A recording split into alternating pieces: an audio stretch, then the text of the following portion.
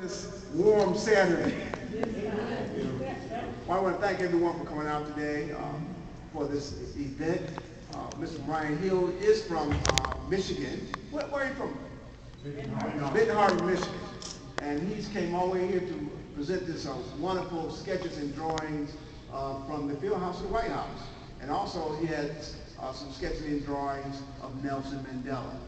And Mr. Hill, we have some information on him that's sitting out here, has really blessed us by coming to Hazel Crest. His sister, who lives here in Hazel Crest, she invited him and introduced him to me, and I was just really blown away by the sketches that he presented to us here at Hazel Crest. We also have Mr. Theo. Theo, what's your last name? Chapman. Chapman. Mr. Theo Chapman, who's written a book about teenagers and our youth and how they communicate with each other. So he's going to be here also today to talk about what he has, research he's done with youth, and some of the things he's found as a parole officer, correct? With the probation officer with the city of Chicago. And it's great. I went to one of his book signings. It's phenomenal, the things that he has brought forward to be able to communicate better with our children.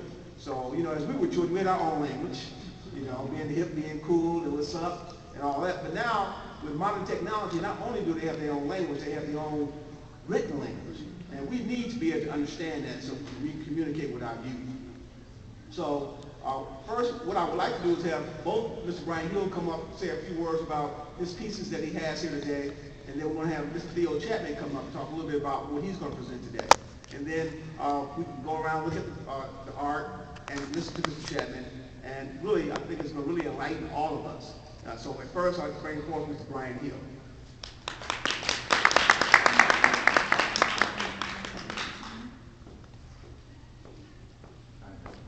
Thanks. Hello, Hazel Crest. Hello. How's everybody doing today? Just fine. We're so excited to be here to share this moment with you all. It's been a lot of work. We got in like at 9 o'clock last night, and we've been pretty busy to share this day with you all. I talked to the mayor several times over the phone. We was communicating back and forth with Ms. Java and my uncle Norman and my aunt Pat. They live here in Hazel Crest. They said, well, you know, we think we're going to have you all come up and pay us a visit. So we said, well, all y'all have to do is just give the word, and we on the bird. So we're here. The field house to the White House is an exhibit that Betty and I, could you stand up please, Betty? Betty, this is Betty. This is Betty and I made a trip. I used to work as a painter. That was my trade. I worked for a gentleman. He was a racist. He was a racist. He was very hard on me. I was the only black painter in the crew, and we used to stay out on the road quite a bit. And it was really hard being out on the road, being the only black, and being on the road with a group of guys that always thought that they knew everything that you didn't know.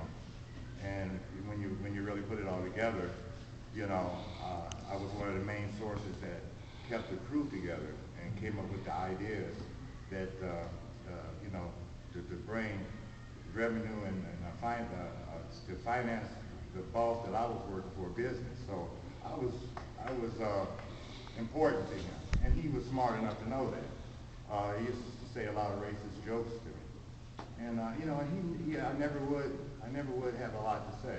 I had to take that. But that's the way I was raised. I was raised to be polite, walk with dignity, keep my head up. And I displayed that. And as time went on, he and I became friends, very good friends. I believe I was the first black in his life that made him look at a black man in a different way, because the way I carried myself. And we became friends. The thing about it is, as I make the story move along, when he closed his business down, he moved, his father left him quite a bit of land in a place called Big Sandy, Tennessee.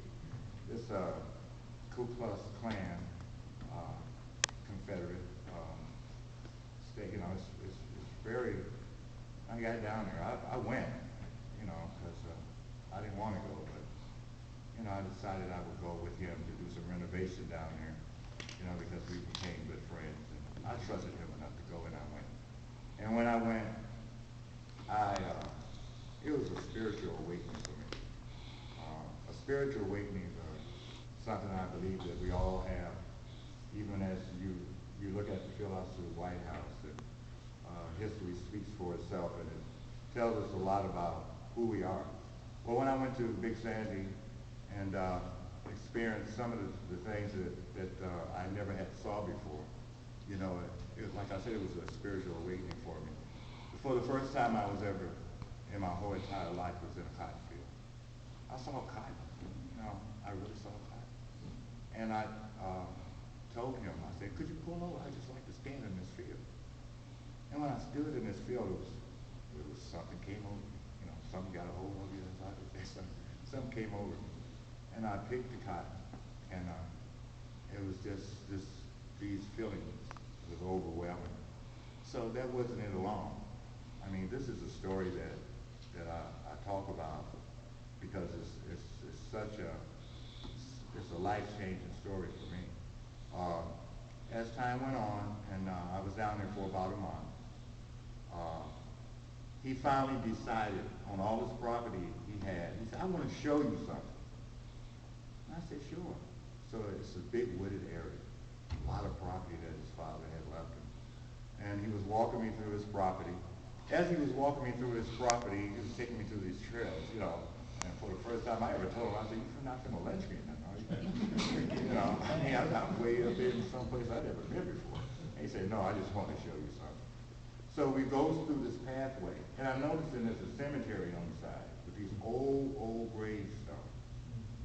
And he says, those are slave owners' graves. He said at one time they owned acres and acres of all this land that we're on now. And as we kept walking, the pathway got a little narrower, and the gravestones, some of them was tall. But when you look to the right, it was like an empty space.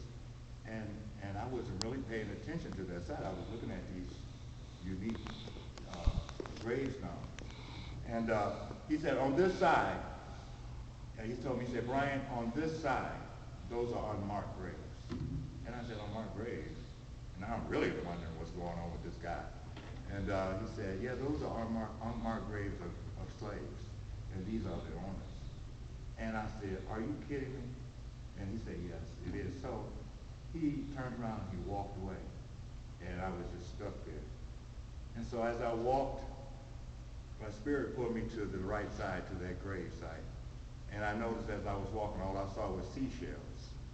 And he told me, he said, those seashells are the only thing that those graves mark where a person was buried at. And it was such an eerie feeling to walk through there and not knowing on some of these grave sites, was these some of my ancestors? Who was this here that's in this plot? Who are you? Well, I felt like a voice saying, tell them about us. He said, you tell them about us. I just felt a voice saying, you tell them about us. That's when the field house to the White House started with me. When I came back from that trip, Betty was wondering what was wrong with me. She said, you look different. And I said, I feel different. I said, I have to do something now. I said, it's something that I have to give back to my community, to people in general. It's something I have to let people know to the best of my ability. Something I have to share with the gift that God blessed me with and give back. So that's when I said, Betty, I think I want to start really, really drawing now, even more. I've drawn all my life. I've drawn all my life, but I never had a direction to go with it. And this is the direction that it pointed me in to go.